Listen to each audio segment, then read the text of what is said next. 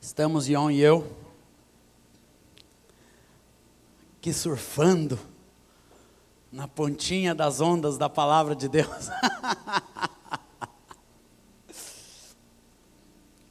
Numa multidão de textos que falam da boa, perfeita, agradável vontade de Deus, de todo o conselho de Deus. Aleluia, glória a Deus. Mas hoje à tarde eu quero meditar com os irmãos um pouquinho mais. Abram lá em 1 Timóteo 2,4, texto que lemos ontem, que fala sobre a vontade de Deus.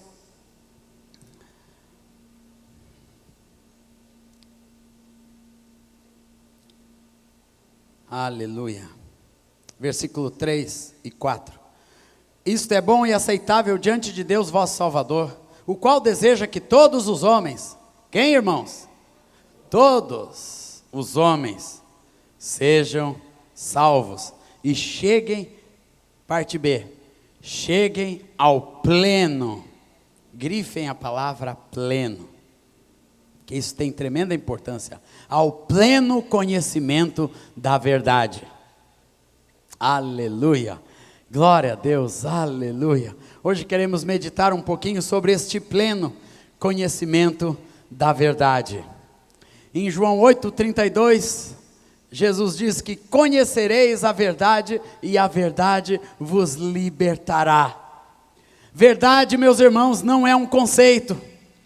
Verdade não é um conceito filosófico. Na antiguidade, havia um filósofo que andava com uma lamparina pelas ruas da Grécia, procurando onde está a verdade, antes de Cristo Jesus. E quando eu era jovem, no início da renovação, lá na igreja metodista, a gente pôs essa caricatura desse filósofo com a lâmpada procurando onde está a verdade. Ele procurava uma verdade filosófica, mas a palavra de Deus diz que Jesus é a verdade. Eu sou a verdade, o caminho e a vida, disse Jesus. Portanto, aleluia, glória a Deus. O que o Senhor quer que nós tenhamos é o pleno, abundante, verdadeiro, profundo conhecimento de Jesus, pleno conhecimento da verdade. Aleluia. Este homem, esse filósofo, ele buscava uma verdade filosófica, apenas um conceito, mas para a igreja, verdade não é um conceito, verdade é uma pessoa. Erga a sua mão e diga: verdade não é um conceito, verdade é uma pessoa. E é a pessoa de Jesus, aleluia. Verdade não é apenas um conjunto de conceitos religiosos. Não, fulano conhece ou não conhece a verdade.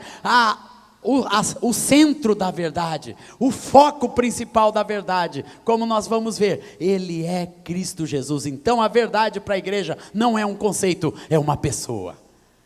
É a pessoa de Jesus, aleluia, no qual nós estamos firmados e bem vinculados. Por isso, no propósito de Deus que temos falado e repetido, e queremos que os irmãos saibam, nossos filhos saibam, já estão na barriga. Você vai na barriga da mamãe e diz: o propósito de Deus, e a criança já se mexe. É ter uma família de muitos filhos, igual Jesus já fala a primeira coisa que entende, né? O propósito de Deus, isso tem que ser encarnado na nossa vida. Eu lembro quando essa verdade veio a nós, lá pelo ano de 1976, quando o nosso amado Juan Carlos Ortiz, primeira vez esteve conosco em Porto Alegre, lá no tabernáculo ainda, né? E começou a falar do propósito de Deus. Aquilo para nós era um mistério, mas é um mistério mesmo, irmãos. E é para ser um mistério, o mistério de Cristo Jesus, revelado no seu propósito, na pessoa de Jesus, de sermos esta família de muitos filhos. Tudo nos mostra que a salvação em si não é o fim. E no mundo religioso se fala muito de salvação, mas termina ali. Conversava com um amado irmão no Egito, falando, né, sobre a vida da igreja, sobre o propósito de Deus, sobre a caminhada, e ele disse: o nosso negócio aqui no Egito é ir lá fazer um apelo, 200 almas se converte e pronto, já passa para outra. Eu disse: calma, irmão, não, Deus quer o pleno conhecimento da verdade de todos aqueles que são salvos. A palavra diz aqui, e que bom que isso ficou registrado junto, aqui pelo Espírito Santo, que a vontade de Deus é que todos os homens sejam salvos e, digam comigo, está juntinho, está amarrado, e cheguem ao pleno conhecimento da verdade. Está no centro da vontade do Senhor que nós estivemos cantando. A salvação, ela é acompanhada de um pleno, de algo que tem que ser completo, de algo que não tem que ser pela metade. Tem muita gente que para apenas no ser salvo, senta numa cadeira, estaciona na sua vida, não, eu já sou salvo, estou esperando Jesus voltar e pronto. Não, aqui este pleno fala de uma caminhada, fala de uma plenitude. A palavra do Senhor é ampla em nos dizer que da sua plenitude temos nós todos recebidos. Efésios 3,19 diz que nós devemos ser tomados de toda a plenitude de Deus. Aleluia, há algo completo e pleno que nós temos que ser encharcados de toda a plenitude de Deus. Aleluia. Então este conhecimento da vontade de Deus, aleluia, ele passa pela nossa salvação, pela salvação do mundo, mas existe uma continuidade. Não basta apenas erguer sua mão numa reunião e pronto, está tudo acabado. Ou hoje, através dos meios de comunicação, lá fazem muitos apelos através das rádios, de televisão, e eu vos pergunto, isso tem valor, irmãos?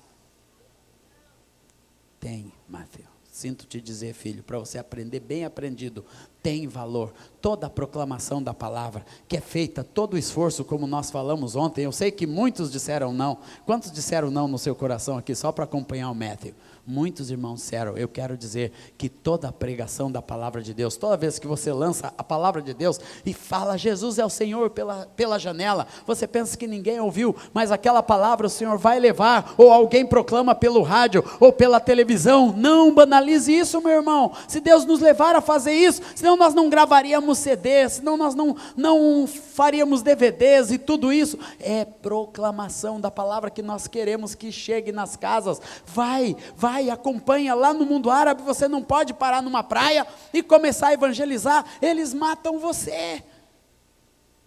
Mas você pode dar um CD, dar um livro, semear uma palavra. Você pode ir para um satélite e pregar o evangelho 24 horas por dia, e isto tem valor diante de Deus. É parte, pessoas são salvas. Eu falava com um pastor de Israel, Rosane e eu conhecemos esse irmão no encontro. Ele falou da sua conversão. Ele era filho de um rabino, ele odiava cristão, há milênios a geração dele era de perseguidores de cristãos, de pessoas que o avô dele não podia ouvir falar na Bíblia dos cristãos, não podia ouvir falar em cristianismo, e ele cresceu com aquilo, aquele rancor, aquele ódio dos crentes.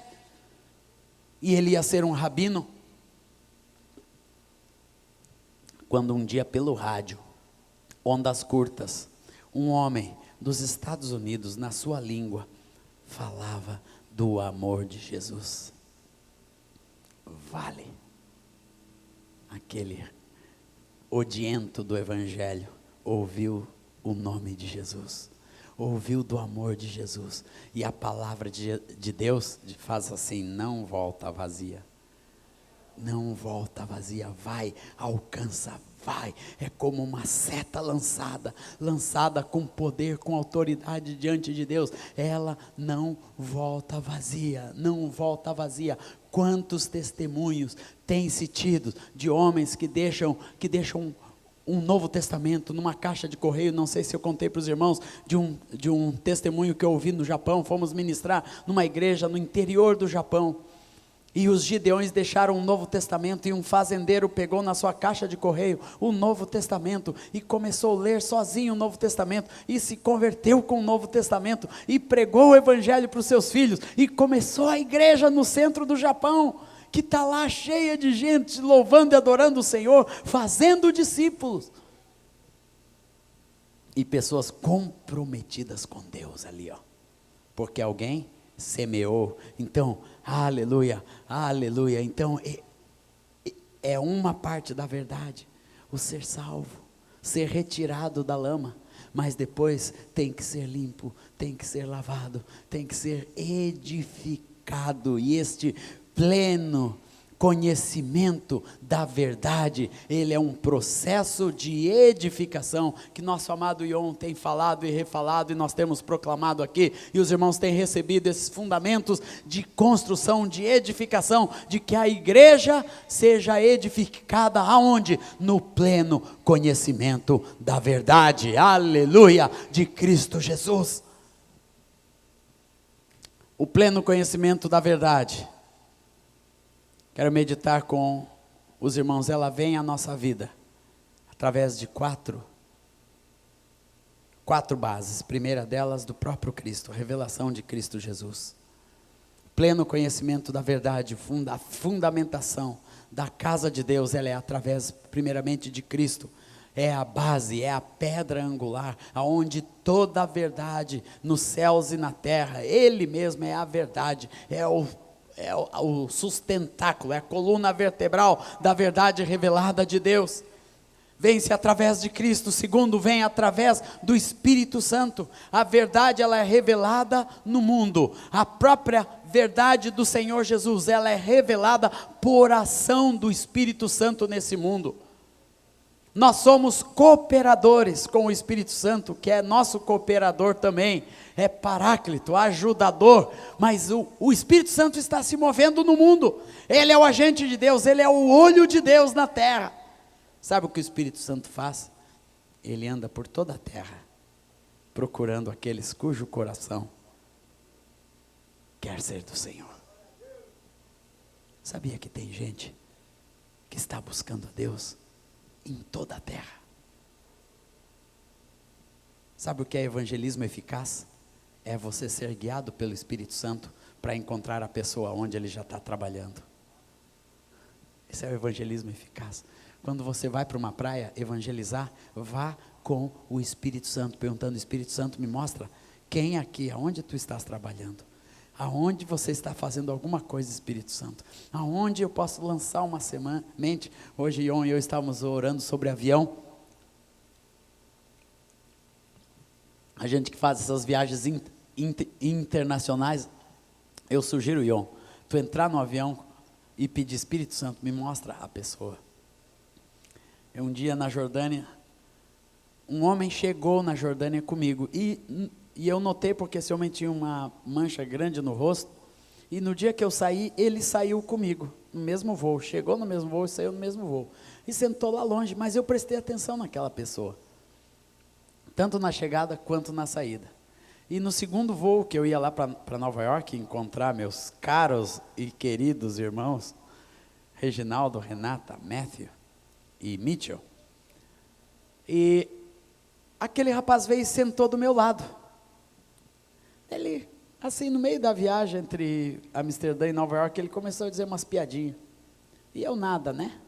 Daí ele falou uma coisa sobre a aeromoça, e eu disse: não, mas eu não olho para ela, porque eu tenho uma esposa. Ele: tem uma esposa? Aonde é tua esposa? Está no Brasil. E assim foi, e já entrou o gancho ali da família, da palavra, do amor. E ele: que interessante. Daí eu perguntei: você é muçulmano? Ele disse: não, eu não sou nada. Eu disse: eu fui criado cristão. E daí eu disse: mas de onde você é? Eu sou jordaniano ortodoxo. Ele disse: jordaniano ortodoxo, interessante. E fui falando com ele, eu disse: olha, daí fui abrindo devagarzinho, né, o que eu fazia. E você gostaria de ouvir a palavra de Deus em árabe? Eu gravei com umas pessoas da Jordânia, eu puxei um CD assim, que eu sempre carrego quando eu vou para lá, né, árabe, e disse: olha aqui, olha essas palavras aqui. Ele começou a ler: ele tomou sobre si as nossas dores.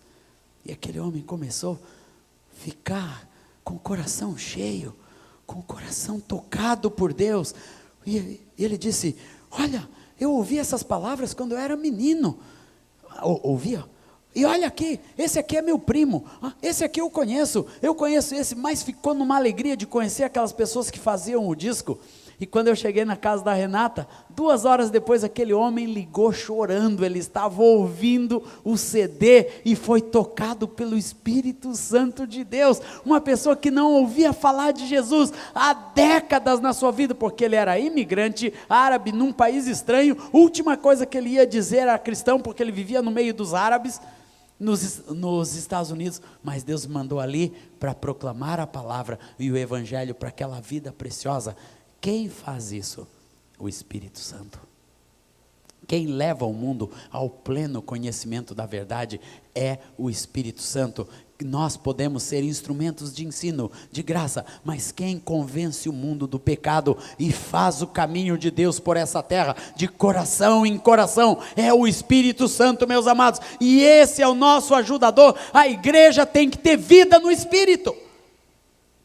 Não adianta nós queremos as coisas, tudo que temos aprendido serem conceitos de fundamentos cristãos, com tudo que Deus tem nos dado apenas na nossa mente. Não, eles que têm que ser regados, encharcados do Espírito Santo. Na sua vida tem que ter a unção do Espírito Santo. O entendimento este pleno é só através do Espírito Santo. Só. Você pode ler a Bíblia, tanta gente lê a Bíblia há milênios, mas tem uma hora que você lê e o Espírito Santo faz assim, uou, abre o seu coração. Sempre que a palavra diz que é alguém e abrindo-se os olhos, quem que desvenda os olhos é o Espírito Santo. A sua oração para os seus parentes, na sua casa, tem que ser assim, lá no seu quarto secreto: Senhor, desvenda-lhe os olhos pelo poder do Espírito Santo. Abre os olhos, Senhor, vai abrindo os olhos, quebra as escamas, Senhor. Ora dessa maneira, lá só você e Deus, para que o Espírito Santo se haja nesta cidade, Senhor. Abre os olhos da nossa nação, abre os olhos das nações, abre os olhos do mundo, Senhor, para que eles tenham o pleno conhecimento da verdade, para que conheçam verdadeiramente a Deus, aleluia, esta plenitude. Quem desvenda, quem abre os olhos é o Espírito Santo de Deus. É o Espírito Santo. Até na vida dos discípulos, irmãos, vocês podem ver isso. Jesus estava ali, Jesus falava, e Jesus ensinava, e Jesus pregava, e Jesus ministrava, Jesus lavava os pés, Jesus partia pão, Jesus fazia milagre, tudo o que Jesus fazia. Mas num determinado momento, o que aconteceu? Abriram-se os olhos. Sabe quem fez isso? O poder do Espírito Santo.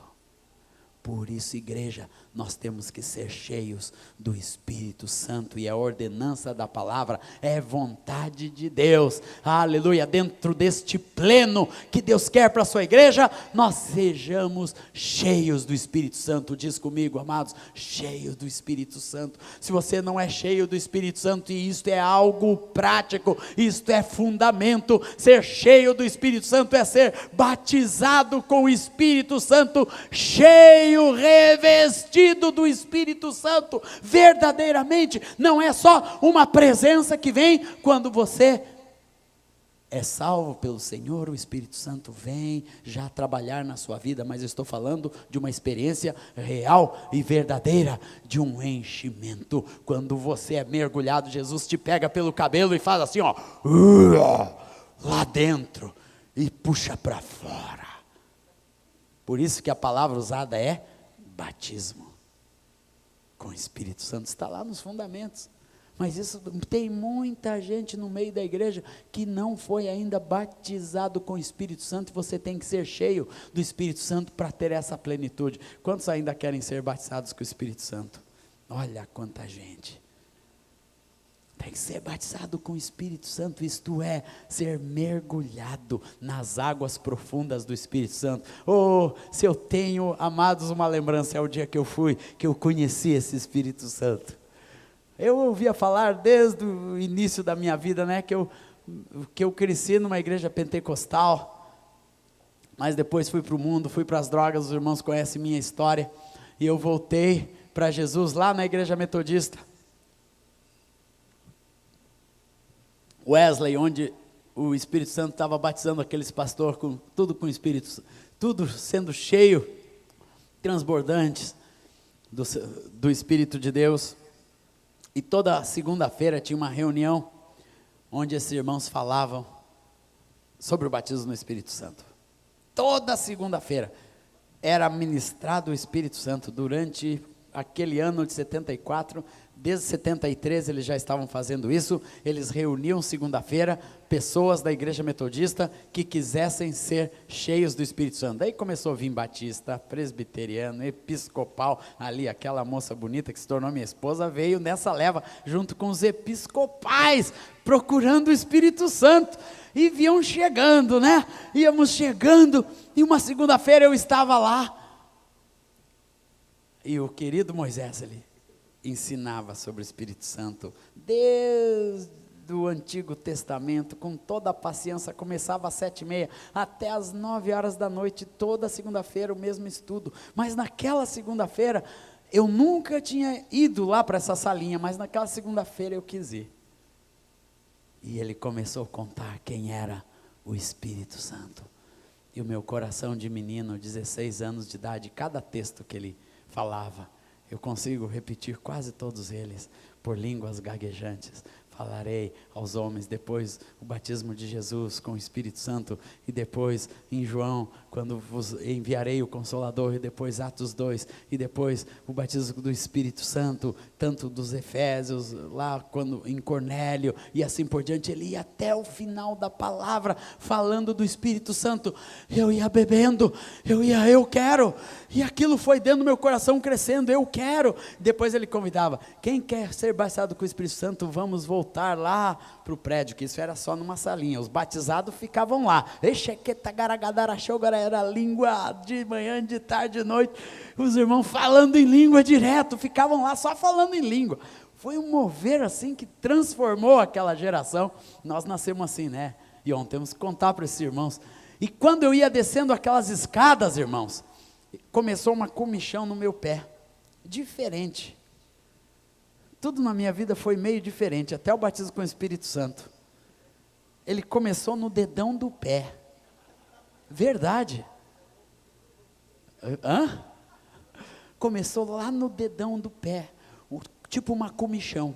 Mas eu sabia que aquilo era de Deus. Eu ia descendo aquela escadaria, já fui, me joguei lá na frente, e já veio o Hugo e a Juliane, filha do Erasmo, e o Hugo Bayer, e o Rogério, que tinha sido batizado na semana anterior, nosso querido Rogério e Alzira, impuseram as mãos sobre mim, e aquela comichão veio subindo, irmãos, subindo perna acima, e veio, passou pelo joelho e veio vindo, e eu fui,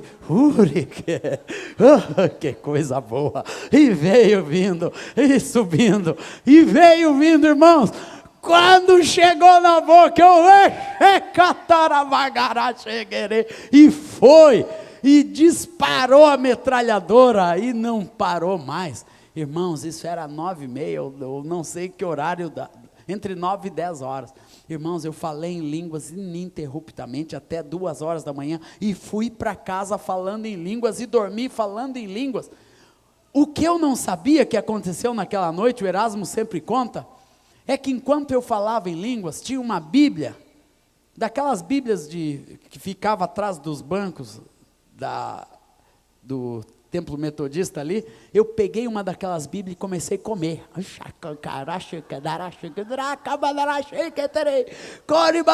E o Erasmo disse que às vezes tirava a Bíblia, mas eu ia lá, pegava de novo e comia a Bíblia.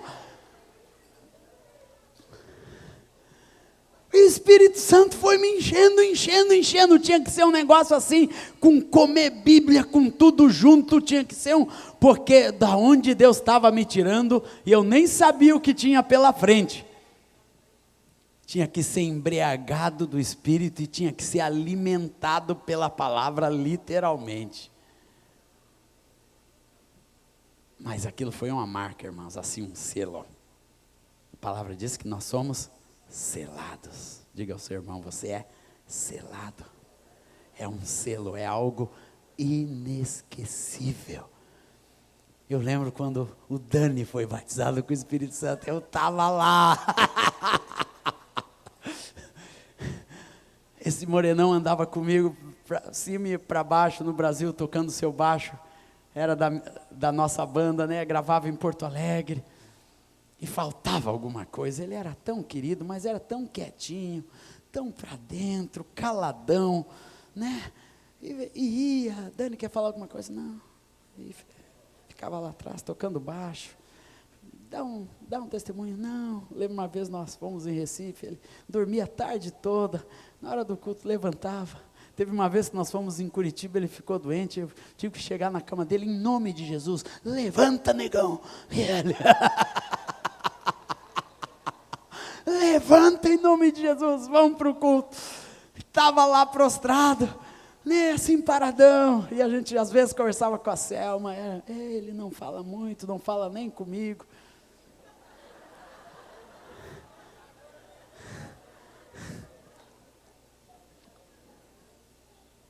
A mala do Dani,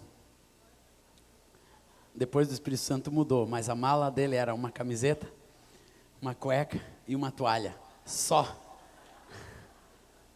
Uma escova de dente solta ali, era a mala dele, ele chegava com aquela mala e o baixo, não tinha nem capa o baixo, às vezes ia com o baixo sem capa. Sim, o Dani. Mas um dia nós estávamos lá na Adonep, ministrando, e eu tinha levado comigo 3 músicos que não eram batizados no Espírito Santo, o Malaquias, o Daniel, e na última hora, um irmão de uma igreja presbiteriana lá em Niterói disse, olha, a minha percussionista vai estar lá, era uma moça, será que ela pode tocar contigo? Pode. E aquela moça também não era batizada com o Espírito Santo. Eu sei que numa noite, foi o Benny ou a Marilyn Hickey? A Marilyn Hickey, uma irmã preciosa, e começou a profetizar, e aquele mover do Espírito Santo, e eu esqueci dos músicos lá, e nós ministrando, e eu e a Rosana, estava o Marcelo Guimarães também, nós, o mover do Espírito, de repente eu escuto assim, bum, e olhei para trás da bateria, um moreno com baixo e tudo, caiu de lado assim, pum, e já caiu falando em língua, e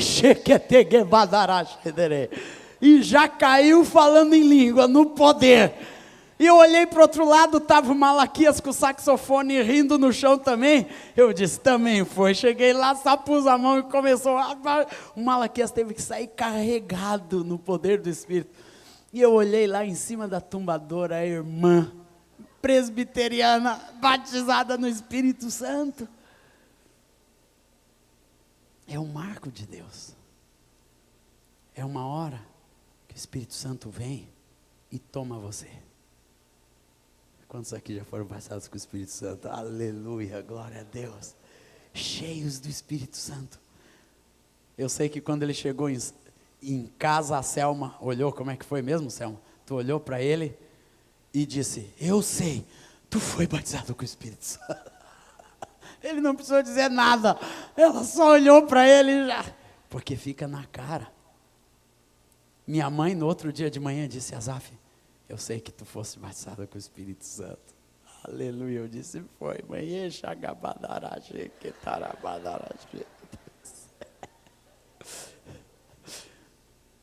e o dia que eu esqueci as línguas? Verdade, fiquei apavorado. Liguei para o Erasmo às 4 da tarde, pastor, não lembro das línguas. Ele disse, vem para cá, eu me mandei para Wesley. Ele pôs a mão e eu lembrei.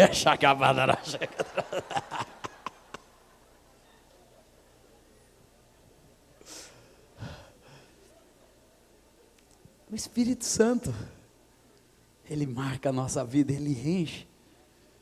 E ele enche enchei-vos do Espírito. Ele dá os dons, todos os dons, né? Um dia podemos aqui falar sobre os dons, as ferramentas, que hoje foi só citado, né, de manhã, as ferramentas, que são ferramentas do Senhor para as nossas vidas. Mas ser cheios do Espírito, seus filhos precisam ser cheios do Espírito Santo, sabe por quê, irmãos? A palavra diz que os nossos filhos profetizarão. Aleluia, glória a Deus, aleluia. A Aurora vai profetizar em nome de Jesus, o André vai profetizar em nome do Senhor Jesus, seus filhos vão profetizar, crianças vão profetizar em nome do Senhor Jesus, aleluia. Sabe por quê? Serão cheios do Espírito Santo de Deus, aleluia, para a honra e glória do Senhor. Então Cristo Como nós conhecemos essa plenitude? Através de Cristo, através do Espírito Santo. Terceiro, através da palavra de Deus. Através da palavra de Deus, você conhece a plenitude de Deus, você conhece o caráter de Deus. Através do ouvir a palavra de Deus, a fé vem pelo ouvir. Então, a plenitude, você pode ter o conhecimento através do ler, através do estudar, mas existe algo no ouvir. Preste atenção, irmãos. Ouvir. Existem muitas vozes para cancelar que você ouça a palavra de Deus. Quantos já ficaram ouvindo a palavra de Deus e parece que entra por aqui e sai pelo outro lado? Isto é opressão demoníaca. Seja repreendida em nome do Senhor Jesus. Toda dispersão é opressão do diabo, são brechas que você vai deixando na sua vida para impedir que você ouça a palavra de Deus. Sabe por quê? Porque a fé vem pelo ouvir. Estes milagres que vão acontecer na igreja, a plenitude do conhecimento de Deus que vai nos levar aos sinais, aos prodígios, isso vai ser fruto de fé na vida da igreja, e a fé vem pelo ouvir. Por isso que equipamento de som de igreja tem tanto problema. É ou não é, irmãos? Sempre, como dá problema no som da igreja, no som do congresso, e é estralo, mas não tinha isso, começa um estralo na hora da gravação, na hora da produção, na hora do culto, isso e aquilo, tem que repreender, tem que ter uma equipe de jejum e oração pelo som, porque a fé vem pelo ouvir.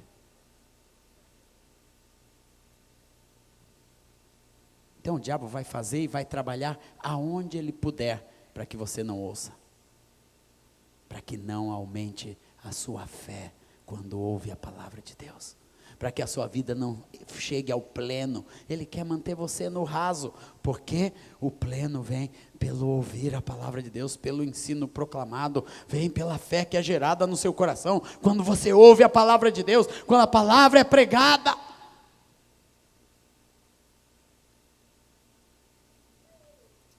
Aleluia, através da palavra. E um já falou bastante sobre a palavra, sobre a bênção que é a palavra de Deus. Mas Deus quer nos aliançar com a sua palavra. Você tem que ser unha e carne com a palavra de Deus.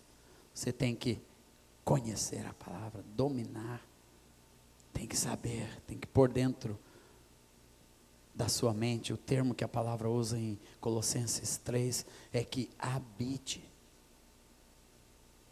Eu gosto desse termo, habite. É o mesmo termo que é usado, o homem coabitou com a sua esposa, isto é, habitou junto, enlaçou-se profundamente, um enlace de carne e osso, de alma, de espírito, de tudo, e habite ricamente em vós a palavra. Diga, habite em mim a palavra de Deus. Poderíamos ler no Salmo 119, fala, guardo no meu coração a tua palavra, para não pecar contra ti. Lâmpada para os meus pés é a tua palavra, e luz para o meu caminho. Quanta coisa! A palavra de Cristo, a palavra de Deus, a palavra do Senhor. Sempre no decorrer da história, de tempo em tempo, o diabo tem tentado descredibilizar a palavra de Deus. Preste atenção. E atualmente a mídia está trazendo coisas para descredibilizar a palavra de Deus. Surgiu um novo evangelho, tudo isto é fajuta. Diga para o seu irmão, esse tal de evangelho de Judas é mentiroso. Que a mídia está falando, que o jornal está falando, que estão divulgando por aí, é mentiroso, não tem nada a ver com a palavra de Cristo. Porque ele contradiz a palavra de Deus, que Jesus subiu à cruz pelos nossos pecados. Não precisava Judas ser usado para isso, não. A palavra o chama filho da perdição. Isso tudo é engano do Satanás, que está constantemente tentando descredibilizar, isto é, tirar o crédito da palavra de Deus. Mas a palavra de Deus é poderosa. Aleluia, é palavra viva de Deus, a palavra é viva e eficaz. É viva e eficaz. Aleluia. E quarto aspecto, como nós, aleluia, chegamos ao pleno conhecimento da vontade de Deus, é através do corpo de Cristo. Através de Cristo, através do Espírito, através da palavra e através do seu corpo. Não há plenitude, pleno do conhecimento da vontade do Senhor para a nossa vida, aleluia, pleno conhecimento da verdade. Não há pleno conhecimento da verdade sem vida no corpo. Sem vida no corpo. Hoje em dia existe muita gente cujo culto é só lá na televisão dia tal. O meu pastor é o R.R. Soares, eu assisto todos os seus programas. Nada contra a proclamação desse irmão. É um irmão até precioso. Tem muitos valores naquela obra, naquele irmão. Mas você tem que ter vida no corpo de Cristo. Vocês que estão ouvindo através dos DVDs, através das fitas, das gravações, saibam, pleno conhecimento de Deus é através do corpo de Cristo Jesus. Sem vida no corpo, sem vínculos, sem juntas, sem ligamentos, sem isso que o Senhor nos fala, que nós temos que ser igreja bem ajustada em todas as juntas e ligamentos, andar em amor, vinculados uns com os outros, no seu corpo. Isto é a vida de Deus, e plenitude só há assim.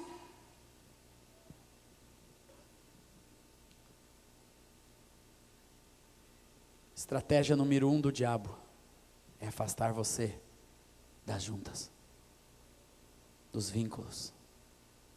Eu sei pela minha própria vida, irmãos, quantas vezes esta foi a guerra para manter as juntas, os vínculos, os discípulos, lutar pela vida de uma pessoa, para que ela não se afasta do corpo, porque ela se torna a isca do diabo. Uma pessoa fora do corpo de Cristo é isca para o Satanás, é isca para o pecado, é mente solitária.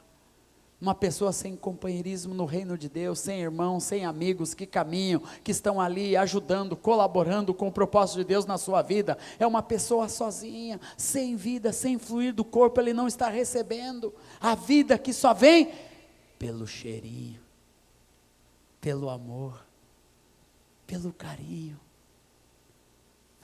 pela alegria de viver juntos. Amados, que coisa maravilhosa é viver em amor. Depois nós vamos falar sobre o amor, mas a vida no corpo.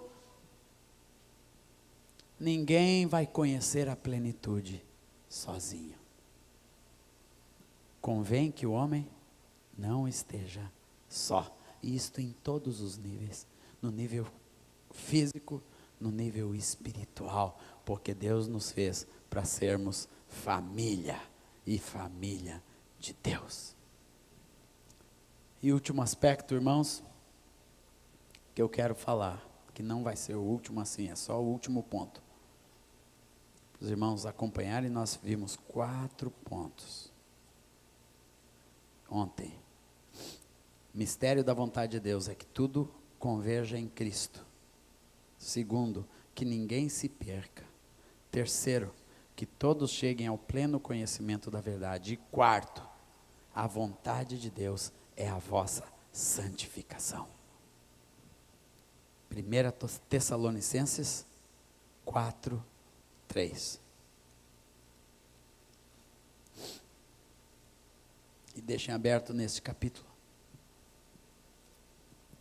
1 Tessalonicenses 4:3. Esse capítulo começa com um enunciado, de uma maneira geral, que a vontade de Deus é a nossa santificação. Mas depois ele vai decorrendo e começa a falar de algumas coisas extremamente práticas, do que é santificação para Deus, e nós vamos meditar sobre essas coisas práticas. Primeiramente, santificação no original quer dizer separação. Santificação não é uma auréola, que o Espírito Santo vem e coloca em você, e você então, de agora em diante, é santo. Ou um tipo de vestimenta, ou uma maneira de santo, cara de santo. Uma carinha de santo. Sabe quando o filho faz cara de santinha? Mamãe, papai. Ele vem aprontando da escola todo carinhoso. Papai. Eu já olho para ele, o que você fez? Seu malandro. Carinha de santo. Não é cara. Nós vamos ver que santificação para Deus é extremamente prático. É vida separada para Deus, nos mínimos detalhes. Aqui santificação começa assim. Pois a vontade de Deus, versículo 3, é a vossa santificação, que vos abstenhais da prostituição, que cada um de vós saiba possuir o próprio corpo em santificação e honra. Primeiro ponto da santificação é saber possuir o vosso corpo em santificação e honra, em separação e honra para Deus. Já sai do religioso, já sai do conceitual, já sai do que o mundo entende de santificação e vem para alguma prática, para alguma coisa extremamente prática, é possuir o teu próprio corpo em santificação e honra. Sabe o que é corpo para Deus? É isso aqui, é corpo, e com tudo que tem junto. Nosso corpo é o corpo carnal, nossos órgãos, mãos, nariz, boca, ouvido, tudo, pé, todos os nossos membros. A palavra diz que devem ser possuídos em santificação e honra diante de Deus. E aqui o ponto que é colocado, vos abstenhais da prostituição. Isto quer dizer, não vivam em nada em prostituição. Às vezes se fala prostituição apenas sobre imoralidade, mas não. Prostituição é uma palavra mais ampla, que nós devemos pensar nela. A amplitude de prostituição é quando algo é usado fora da finalidade para a qual foi criada. Se eu usar este microfone como martelo, eu estou prostituindo este microfone. Quando você faz qualquer coisa com o seu corpo, fora da função que ele foi criado, você começa a prostituí-lo. Não é só usar imoralmente, não, é usar o seu corpo fora daquilo que Deus o planejou para ser, em qualquer área. Quando eu como muito, estou prostituindo.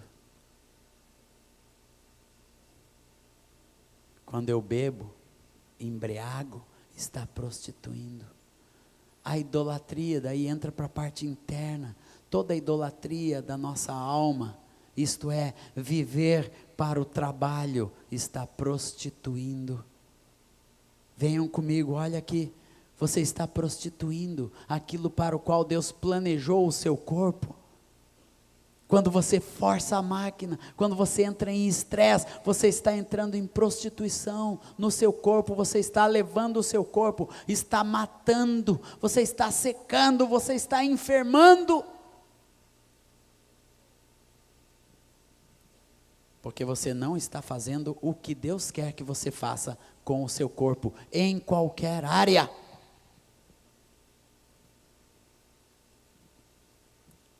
Toda vez que alguma coisa prejudica o seu corpo, espírito e alma, você está promovendo a prostituição, porque Deus não te fez para aquilo.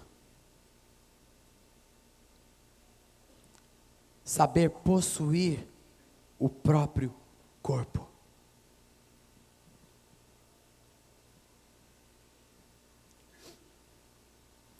Suas emoções.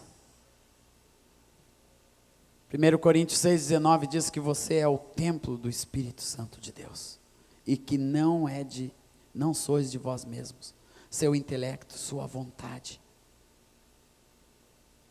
E na sequência fala assim, para não defraudar, da mesma forma que você deve saber possuir seu próprio corpo em santificação e honra, não com desejo de lascívia como os gentios, e que dessa maneira ninguém ofenda nem defraude também o seu irmão. Santificação prática, a maneira que nós cuidamos, que nós tratamos, entre marido e mulher, entre namorado e namorada.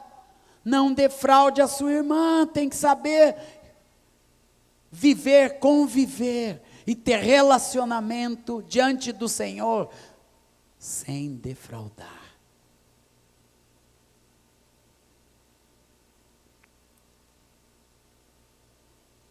Saber possuir o próprio corpo e uns aos outros. Quanta gente abusa dos seus empregados, abusa da esposa, abusa dos filhos. Não estou falando só moralmente, estou falando simplesmente abusar.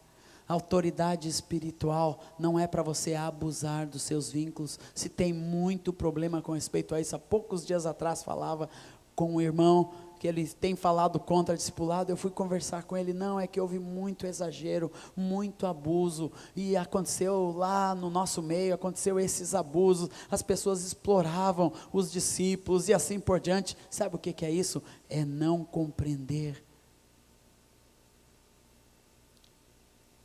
é defraudar. Segundo aspecto, no tocante ao amor fraternal, nossa santificação passa por um outro nível de amor. A igreja, meus irmãos, tem que ser uma expressão viva de amor. Santificação de conceito para Deus é irreal, porque santificação na vida da igreja passa pelo nosso corpo, e o perfume de Cristo no nosso corpo é o amor.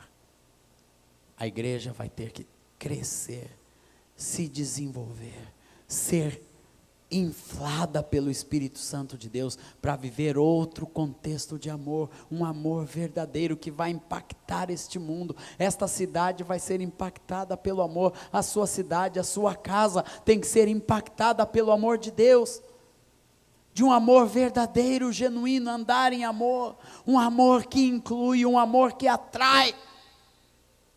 O padrão de Deus é o amor, a sua vontade é guiada por amor. Em João 3,16 diz, porque Deus amou. Todo o enunciado do plano da salvação nasce no amor, porque Deus é amor. Porque Deus amou, porque Deus amou, porque Deus amou, porque Deus amou.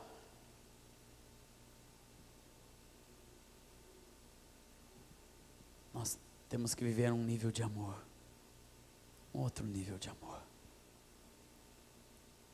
A igreja hoje, neste mundo, nós falávamos há uns dias lá, entre Ion, Dani e Fernandinho, querem saber de números, crescimento. Meus amados, a igreja tem que crescer por amor.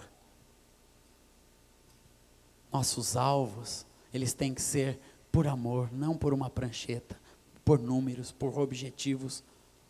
Não, tem que ser por amor. A igreja tem que ser mobilizada para evangelizar com base no amor. E tudo o que fizermos, seja em palavra, em ação, seja fruto de amor na nossa vida.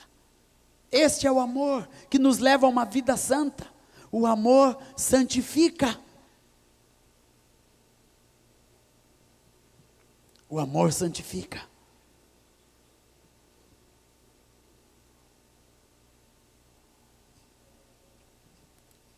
Terceiro, contudo, vos exortamos, irmãos, a progredirdes cada vez mais. Existe uma perspectiva no coração de Deus, que quer o nosso progresso em todas as coisas. Uma das cartas de João, João fala, eu quero que seja próspero, assim como é próspera a tua alma. Deus quer uma igreja próspera, erga a sua mão. Deus quer uma igreja próspera. Em o quê? Em tudo, Diga em tudo. Diga ao seu irmão, Deus quer próspero, meu irmão, em tudo, não é só numa coisa, não, minha alma está próspera, não, meu irmão, Deus quer que você prospere em tudo na sua vida. Deus quer que você prospere no seu trabalho, na sua carreira, nos seus estudos. Crianças, vocês têm que prosperar nos estudos. Adolescentes, você que está postulando à universidade, você tem que estudar para prosperar, porque um jovem próspero, como o Ion contava do Daniel, tirando boas notas, isso é prosperidade de Deus nas nossas vidas. Sabe, amados, nem Ion nem eu estamos aqui porque não demos certo em o que nós fazíamos. Ion era engenheiro químico, de uma das grandes empresas de celulose do Brasil hoje, né? E do Rio Grande do Sul. Estava lá com a sua carreira como engenheiro, formado, bem formado. Quando Deus o chamou, eu estava lá na televisão, bem encaixado, prosperando, com um bom emprego, lá próspero. Porque o Senhor nos ensina que prosperidade é graça de Deus. Toda prosperidade do homem é fruto da graça de Deus. Deus não quer uma igreja que só leva essa prosperidade, né, para você fazer discípulos. Isso é prosperidade, aleluia, crescer na igreja, não. Mas Deus quer você próspero aonde Deus te colocou. Muitos aqui almejam o ministério. Não, eu só vou descansar quando eu for tempo integral. Você já é tempo integral, mesmo que tenha que trabalhar. Você é tempo integral no reino de Deus, na sua casa, no seu trabalho, e deve prosperar em tudo, fazer sempre o melhor para Deus, fazendo que o que você faz em todas as coisas seja o melhor para o teu Senhor. Quando você trabalha, a palavra diz, os servos, você é empregado em algum lugar, você não está ali pensando no aumento de salário, não, você está ali para prosperar e ser instrumento da prosperidade de Deus aonde você esteja.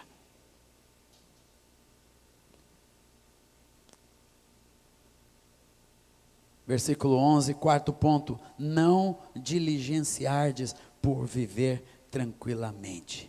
E a diligenciardes, isto é, seja diligente em viver com tranquilidade. Eu não sabia que santidade passava por isso, mas passa. Sabe o que fala aqui? Que cada um de nós é chamado para viver em paz. Uma vida tranquila, não de sombra em água fresca, não sem trabalho, não sem lutas, não. Mas existe algo que é gerado pelo Espírito Santo, e a palavra diz que seja a paz de Cristo árbitro dentro do vosso coração, se possível, tende paz, aleluia. Paz é um fruto do Espírito verdadeiro dentro da vida dos discípulos. E viver em tranquilidade é uma herança de Deus, e vida santa é uma vida em tranquilidade e em paz. Sabe o que isso fala? Deus quer cessar toda agitação. Vamos pôr o chapéu. Vamos pôr o boné. Põe o seu boné, o meu chapéuzinho, isso é para mim também. Deus quer parar toda agitação e nos levar a viver em tranquilidade e paz. Amém, irmã?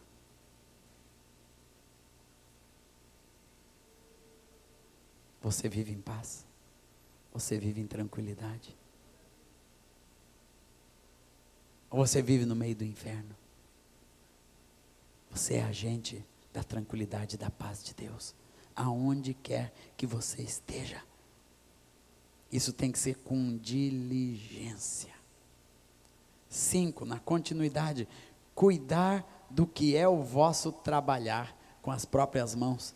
Que coisa interessante, a palavra de Deus é extremamente prática.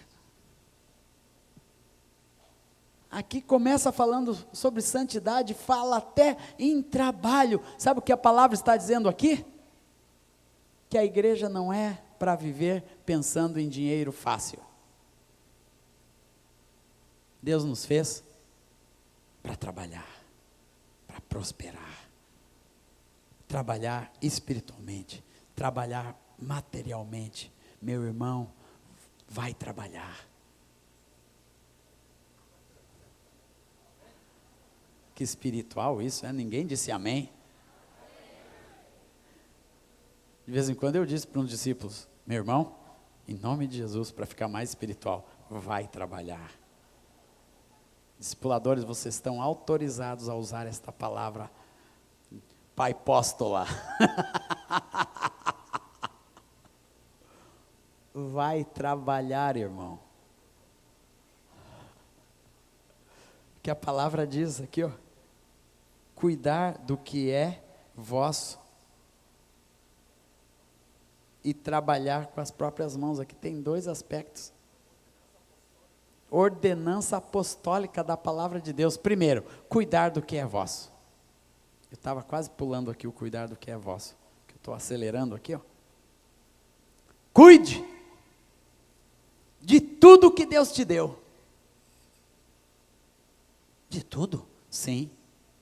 Da roupa que Deus te deu, do carro que Deus te deu, confiou nas tuas mãos. Cuide dos recursos que Deus colocou na sua mão.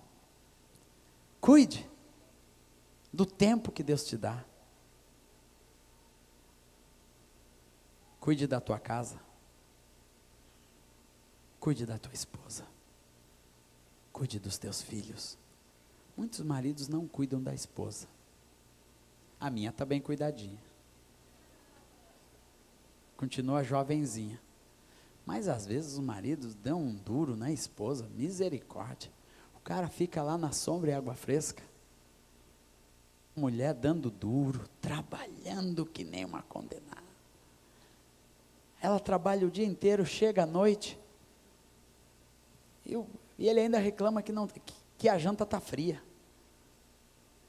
E fica lá sentado até ela vir esquentar, estava dando banho na criança e assim por diante.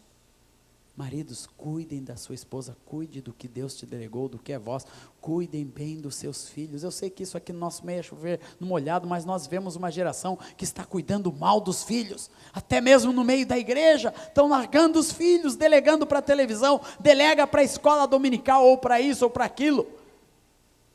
Cuide, você é instrumento de Deus para cuidar dos seus filhos e de tudo que Deus te deu. Seja bom mordomo de tudo. Meus amados, eu tenho pavor de coisas estragando. Uma característica que Deus colocou, eu não gosto de ver nosso prédio estragando, não gosto de ver carro estragado, eu não gosto de ver isso. Aprendi demais com meu sogro, que eu era um relaxado de marca maior, mas peguei um sogro daquele certinho. Quando ele vai vender um carro, ele leva no melhor mecânico, arruma todo o carro, todas as borrachinhas, para vender o carro, só por cuidado. Nós precisamos aprender a cuidar de tudo, para fazer diferença, para sermos bons mordomos de Deus. Até num lugar como esse, Deus nos delegou esse lugar, nós temos que cuidar deste lugar. Estava há pouco no banheiro lá, fui lá catar uns papéis no chão, para cuidar. Você está usando um vaso sanitário? Cuide daquele lugar. Cuide deste lugar, de tudo. Quando você pega um carro emprestado, cuide. Porque é o ensino da palavra de Deus, nós aprendermos a ser mordomos e cuidar do que é nosso e principalmente do que é do nosso irmão. Tem uns irmãos rindo aí, por que vocês estão rindo? Cuidem. E do vosso trabalhar com as próprias mãos, como vos ordenamos. Porque às vezes existe um fatalismo na igreja, Jesus vai voltar, eu vou cuidar das coisas de Deus. Não, cuidar das coisas de Deus é administrar com sabedoria e com unção do Espírito Santo tudo que Deus nos deu, espirituais e materiais. Jesus vai voltar, deixa a casa de qualquer jeito, isso aqui vai ficar para o anticristo mesmo. Relaxado. Daí ele está trabalhando, dá curto nisso, queima a lâmpada aqui, e mais trabalho para a mulher. Eu cheguei na casa de um discípulo uma vez e chamei o cara, olha meu irmão, isso aqui não dá. É porta de armário caindo, é lâmpada em curto-circuito, é uma escuridão só, tinha 2, 3 lâmpadas funcionando na casa só.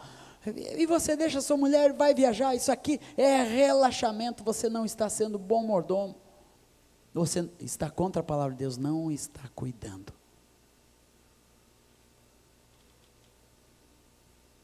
Eu só quero ver o que ele está escrevendo ali, meu Deus do céu.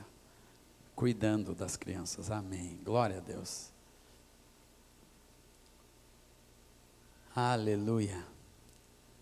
Cuide dos seus discípulos, dos que Deus te confiou. Jesus até o fim ele cuidava daqueles que Deus confiou. Deus não quer que você tenha discípulos só mais um.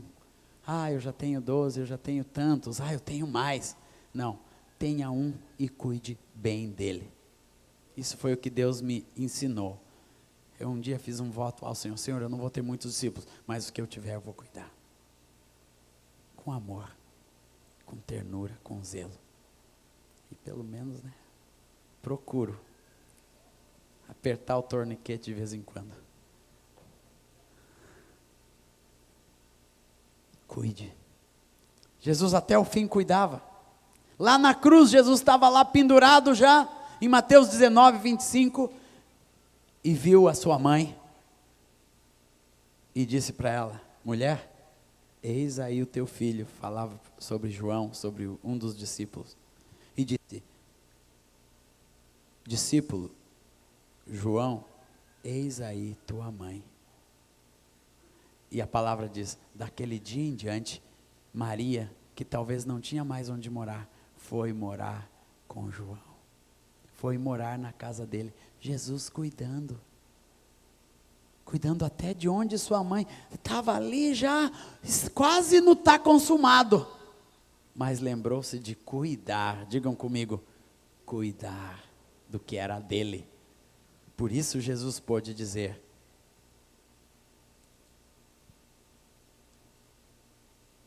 que ele não perdeu nenhum dos que o Pai lhe havia confiado. Aleluia. E último ponto desta santidade, verso 12, de modo que vos porteis com dignidade.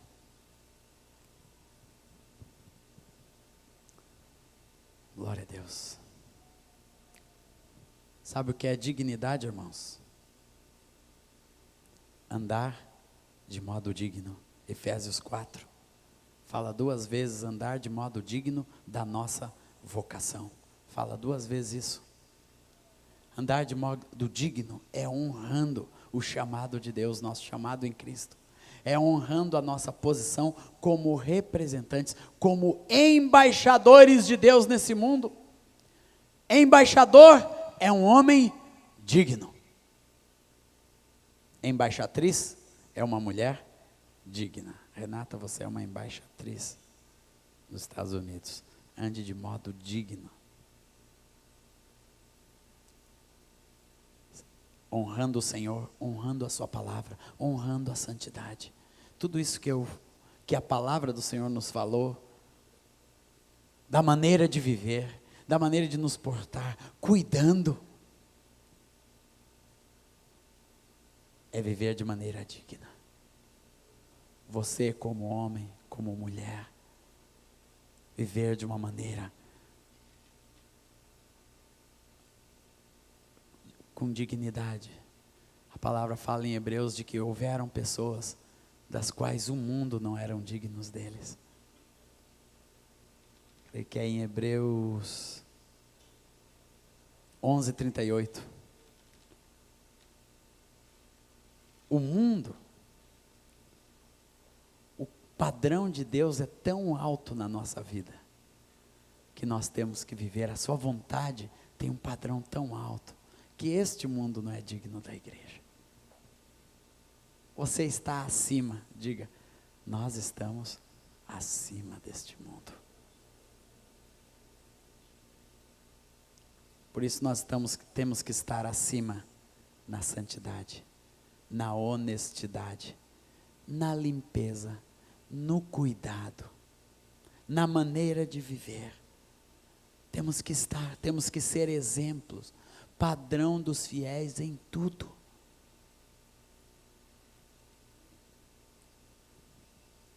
Eu estava na Finlândia.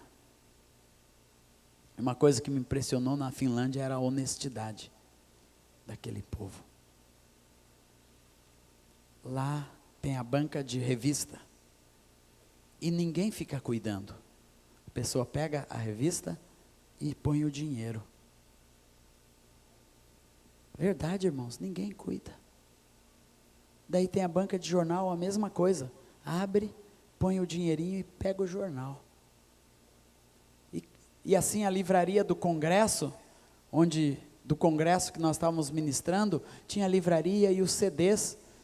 E o irmão disse, pode colocar os seus CDs nessas mesas aqui. E eu disse, entrega para quem? Não precisa entregar, só põe aí em cima e escreve o preço em cima e põe a caixinha do lado.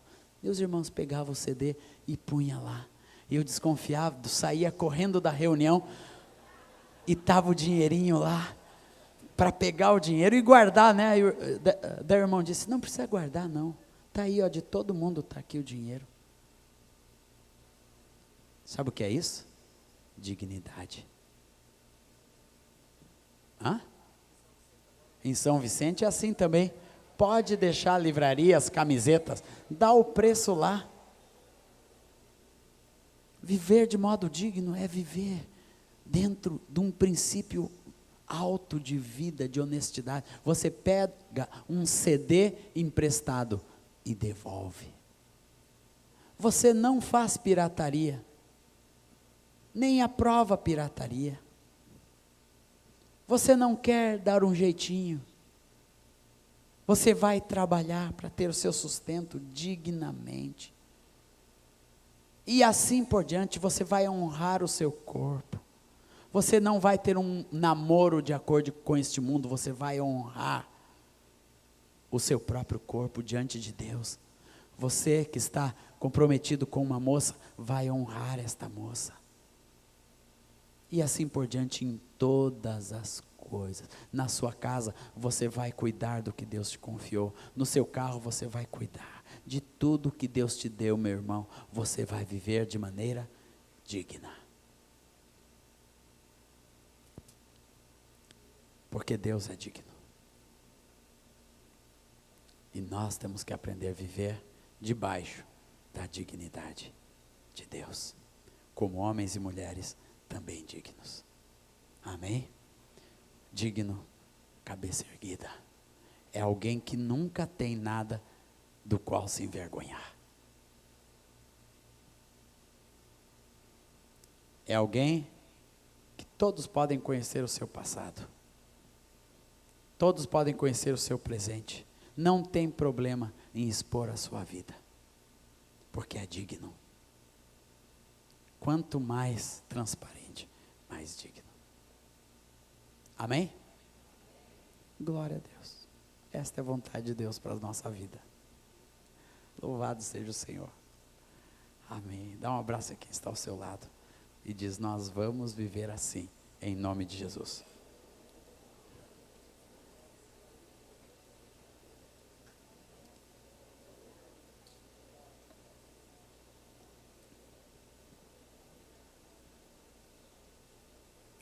Prático.